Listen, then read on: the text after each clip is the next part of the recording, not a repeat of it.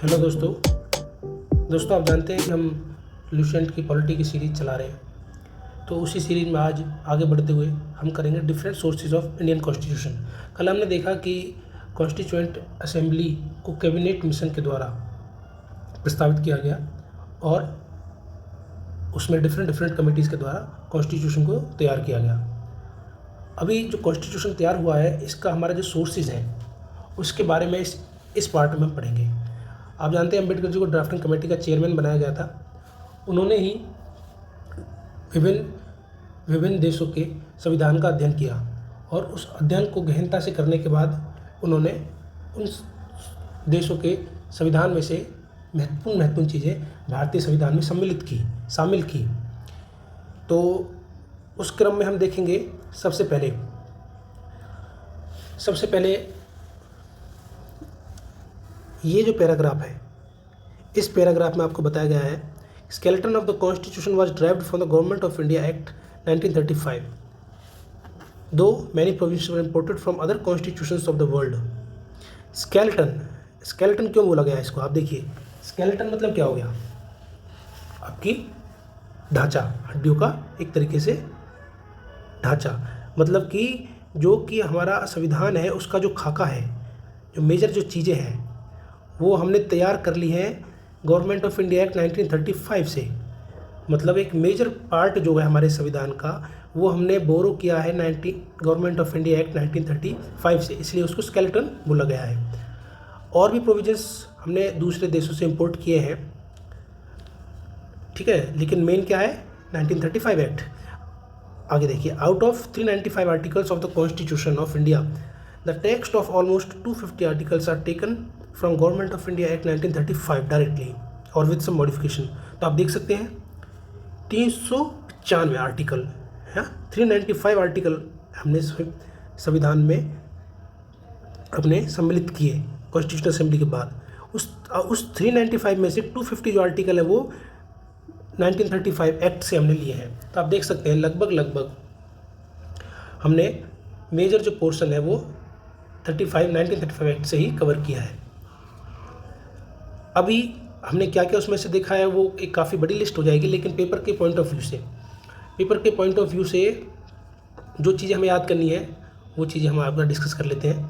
Government of India act 1935, this act form the basic premise और the basis और blueprint of the constitution of India, the features of federal system, office of governor, emergency powers besides the constitution of India has borrowed from the. इसको हमने blueprint क्यों बोला है, इसको बोला है 1935 एक्ट टू ब्लूप्रिंट।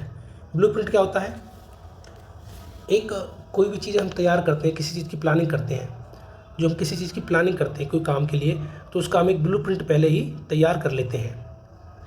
एक ब्लूप्रिंट फंडामेंटली जिसे हम उसको बोल सकते हैं, उसमें फिर सारी चीज़ें हम बाद में सम्मिलित करते हैं। तो 1935 एक ब्लूप्रिंट था, उसमें हमने फेडरल सिस्टम, जो आज की डेट में हमारा जो फेडरल सिस्टम है, स्टेट्स को जो हमने स्टेट्स की पावर को अलग डिवाइड किया है ना। आप जानते हैं ना, स्टेट्स की पावर अलग है, सेंटर की पावर अलग है, और कॉन्करेंट लिस्ट में पावर्स अलग है। कॉन्करेंट में स्टेट और सेंटर दोनों नियम कानून बना सकते हैं। तो इस टाइप का जो फेडरल सिस्टम है वो हमने 1935 एक्ट से लिया है। इसके अलावा ऑफिस ऑफ गवर्नर, आप देखते होंगे स्टेट में अपने अपने राज्यों में एक चीफ मिनिस्टर होते हैं, चीफ मिनिस्टर के साथ गवर्नर होते हैं, तो ये प्रोसीजर भी हमने यहीं से लिया है। इसके अलावा इमरजेंसी पावर एक्सेट्रा, ये 1935 एक्ट का हो गया। इसके अलावा और कुछ चीज़ें हैं, जैसे कि आज जो हमारा एडमिनिस्ट्रेटिव जो सेटअप है, पब्लिक सर्विस कमीशन है, वो भी हमने 1935 एक्ट से ही लिया है। पब्लिक सर्विस कमीशन, जिसके एक यूपीएससी सेंटर का हो गया, स्टेट पब्लिक सर्विस कमीशन अलग से हो गया, एक जॉइंट पब्लिक सर्विस कमीशन होता है, ठीक है। नेक्स्ट है कॉन्स्टिट्यूशन ऑफ ब्रिटेन।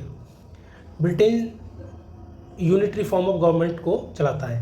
ब्रिटेन में यूनिटी फॉर्म ऑफ गवर्नमेंट है, मतलब कि सारी पावर सेंटर के पास, लेकिन इंडिया में टोटली पावर सेंटर के पास नहीं है, इसलिए हमने पूरी तरीके से ब्रिटेन को कॉपी नहीं किया है। उसमें से हमने law making procedure, rule of law, single citizenship, by cameral parliamentary system को अडॉप्ट किया है। बाई कैमरल मतलब एक लोकसभा है और एक राज्यसभा है। सिंगल सिटीजनशिप मतलब भारत की नागरिकता भारत के नाम से है, ना कि आपके स्टेट के नाम से। ऐसा नहीं है कि यूपी की नागरिकता है, हरियाणा की नागरिकता है, राजस्थान की नागरिकता है, तमिलनाडु की नागरिकता है, नहीं, भारत की एक नागरिकता है। Office of controller auditor general CAG, ये भी हमने ब्रिटेन से अडॉप्ट किया है, ठीक है, ये चीज़ आप याद रखिएगा। नेक्स्ट कॉन्स्टिट्यूशन ऑफ USA में सबसे इंपॉर्टेंट जो पॉइंट रहेगा वो फंडामेंटल राइट का रहेगा, फंडामेंटल राइट्स। आज जो हमारे पास फंडामेंटल राइट्स हैं संविधान में, वो हमने अडॉप्ट किए हैं यूनाइटेड स्टेट्स ऑफ अमेरिका के कॉन्स्टिट्यूशन से। इसके अलावा सुप्रीम कोर्ट और हाई कोर्ट के जज को रिमूव करने का जो तरीका है, जिसे इम्पीचमेंट बोलते हैं, इम्पीचमेंट ऑफ सुप्रीम कोर्ट जज एंड हाई कोर्ट जज, वो भी हमने USA से कॉपी किया है। Preamble and function of the president and vice president. Preamble क्या है? जो हमारा संविधान है उसमें जो स्टार्टिंग में जो चीज़ें लिखी हुई हैं, जो जैसे ऑब्जेक्टिव रिजोल्यूशन था उसी फॉर्म में, उसको प्रीएम्बल बोला गया है, प्रीएम्बल, ठीक है। नेक्स्ट कॉन्स्टिट्यूशन ऑफ कनाडा से सबसे ज़्यादा जो इम्पोर्टेंट पॉइंट रहेगा वो रहेगा रेजिडुअरी पावर्स। ये क्या होता है? स्टेट के पास कुछ पावर है, कुछ पावर सेंटर के पास है, और कुछ पावर है कॉन्करेंट में। लेकिन जो रिमेनिंग जो पावर्स हैं, इसके अलावा भी जो पावर्स हैं, वो सब पावर्स दी गई हैं सेंटर को। उदाहरण के लिए मैं आपको बताता हूँ, जैसे कि कोई पॉइंट है आपका एजुकेशन का हो गया, एजुकेशन आपका स्टेट में है या सेंटर में है, पुलिस है स्टेट में है या सेंटर में है, तो पुलिस की जो पावर्स है वो स्टेट को दी गई है। ये सब चीज़ें डिफाइंड है कॉन्स्टिट्यूशन में, है कि ये इतनी पावर्स सेंटर की हैं, इतनी पावर स्टेट की है। और इसके अलावा जो चीज़ें हम डिफाइन नहीं कर पाते हैं, जो चीज़ें हम एक्सप्लेन नहीं कर पाते हैं कि ये सेंटर की पावर है या स्टेट की पावर है, उसके लिए हम सुप्रीम कोर्ट का मदद लेते हैं। तो वो जो बची कुछ जो पावर्स हैं वो ऑटोमेटिकली सेंटर की हैं। इसका मतलब रेजिडुअल पावर का मतलब ये हो गया। इसके अलावा सुप्रीम कोर्ट्स का एडवाइजरी जुरिडिक्शन, ये आर्टिकल 143 प्रेसिडेंट को जो एडवाइस देते हैं सुप्रीम कोर्ट के जज, तो वो भी हमने कनाडा से लिया। लेकिन इसमें मेन जो आपका याद करने के लिए रहेगा वो रहेगा residuary powers to the centre, ठीक है। कॉन्स्टिट्यूशन ऑफ आयरलैंड से हमने लिया है directive principles of state policy, जिसको बोलते हैं DPSP, मोस्ट इंपॉर्टेंट है। Method of presidential election and the nomination of members to the Rajya Sabha by the president, ठीक है। तो आपने इसमें आयरलैंड से आपने क्या लिया है, आपके DPSP, और जो प्रेसिडेंट को जो इलेक्शन करने का जो तरीका है वो भी हमने आयरलैंड से लिया है। क्या तरीका है प्रेसिडेंट को इलेक्ट करने का? प्रोपोर्शनल रिप्रेजेंटेशन मेथड, ये भी हमने आयरलैंड से लिया है, ठीक है। वेमार कॉन्स्टिट्यूशन ऑफ जर्मनी से हमने क्या लिया है? सबसे इंपॉर्टेंट इसमें रहेगा इमरजेंसी के दौरान जो हमारे फंडामेंटल राइट्स हैं उनको ख़त्म नहीं कर सकते, सस्पेंड कर दिया जाता है, उनको सस्पेंड कर दिया जाता है। ये जो सस्पेंशन ऑफ फंडामेंटल राइट्स है ये हमने जर्मनी से लिया है। इमरजेंसी 1975 की इमरजेंसी सभी को पता है। इसके अलावा 1962 में भी इमरजेंसी लगी है, 1971 में भी इमरजेंसी लगी है, लेकिन वो एक्सटर्नल वॉर के बेस पर इमरजेंसी लगी है।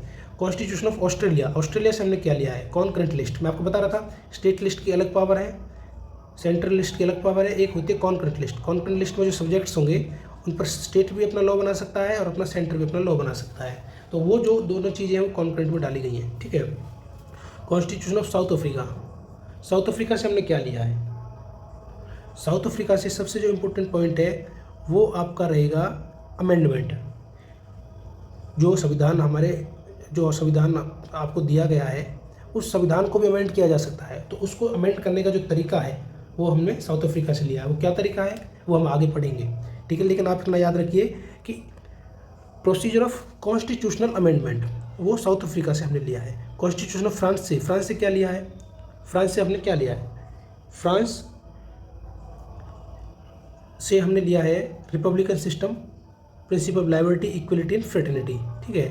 आपको सभी को पता होगा फ्रेंच रेवोल्यूशन से काफ़ी चीज़ें फ्रेंच रेवोल्यूशन के बाद चेंज हो गई। उसके बाद फ्रांस ने अपना कॉन्स्टिट्यूशन बनाया दोबारा से, उसमें काफ़ी चीज़ें ऐड की, वहाँ से कुछ चीज़ें भारत के संविधान में भी शामिल की गई। वो चीज़ें क्या है? फ्रेटर्निटी भाईचारा, इक्वलिटी समानता, लिबर्टी आपके एक्सप्रेशन विचारों की लिबर्टी, और रिपब्लिकन सिस्टम मतलब क्या है?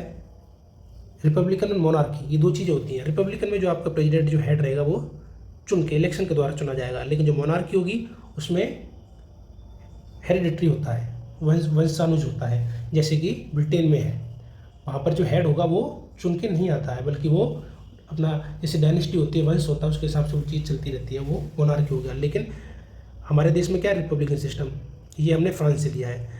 इसके अलावा यूएसएसआर मतलब रसिया का जो पुरानी फॉर्म थी, जिसमें सारी कंट्री रसिया में सम्मिलित थी। पहले 1991 से पहले रसिया यूएसएसआर था।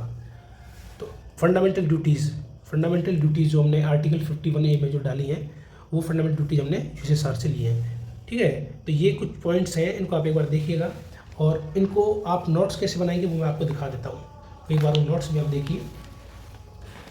ये आपका नोट्स का तरीका है। गवर्नमेंट ऑफ इंडिया एक्ट आपने लिखा, इसके अलावा मेन आपने पॉइंट लिख लिए। Federal structure, centre state relation, administrative setup, public service commission. ठीक है, कॉन्स्टिट्यूशन ऑफ यूएस से हमने क्या लिया, फंडामेंटल राइट्स लिए हैं। जुडिशियल रिव्यू लिया, मतलब कि अगर कोई एक्ट पार्लियामेंट के द्वारा पारित किया गया है तो उसको दोबारा से जुडिशियल सुप्रीम कोर्ट में, हाई कोर्ट में उसको चेक किया जा सकता है, मतलब कि उसको हम विड्रॉ भी कर सकते हैं। अगर जजेस इस बात से संविधान के हिसाब से सेटिस्फाइड हैं, संतुष्ट हैं कि ये चीज़ें संविधान के अगेंस्ट हैं, तो उसको विड्रॉ करना पड़ेगा। ये जुडिशियल रिव्यू हो गया। प्रीएम्बल हम देख चुके हैं। Impeachment of president, removal of supreme court and high court जज, ये यूएसए का हो गया। कॉन्स्टिट्यूशन ऑफ यूके का कॉन्स्टिट्यूशन में हमने क्या लिया, पार्लियामेंट मॉडल लिया, कैबिनेट सिस्टम लिया, रिट जुरिडिक्शन लिया है। ये हम रिट जुरिडिक्शन ये सब हम आगे देखने वाले हैं। आयरलैंड से डीपीएसपी और प्रेसिडेंट को इलेक्ट करने का तरीका। डीपीएसपी मतलब directive principles of state policy. ठीक है, ये ज़्यादा इंपॉर्टेंट है। कनाडा से residuary powers, MP and MLA privileges. ठीक है, कॉन्स्टिट्यूशन ऑफ यूएसएसआर से हमने फंडामेंटल ड्यूटीज़ जो मेन जो है वो यही है। ऑस्ट्रेलिया से हमने कॉन्करेंट लिस्ट और जॉइंट सिटिंग ऑफ पार्लियामेंट ये लिया है। जर्मनी से इमरजेंसी प्रोविजंस, साउथ अफ्रीका से प्रोसीजर ऑफ कॉन्स्टिट्यूशनल अमेंडमेंट। ठीक है दोस्तों, ये आप एक बार रिवाइज़ कीजिएगा। रिवाइज़ करने के बाद अपना टाइम अगर आपको मिलता है तो आप नोट्स बनाने की कोशिश कीजिए। जो भी यहाँ पर जॉब करते हैं उनके लिए मुझे लगता है ज़्यादा टाइम नहीं रहेगा, तो ये नोट्स फ़ोटो कॉपी कर सकते हैं, करा सकते हैं। यूपीएससी पीडीएफ में आप गूगल में डालेंगे, वहाँ से लिंक में आप पॉलिटी नोट्स पर क्लियर करके ये ले सकते हैं। और जिनके पास समय है वो इस शॉर्ट फॉर्म में अपना नोट्स बना सकते हैं। ठीक है दोस्तों, मिलते हैं नेक्स्ट क्लास में। Thank you.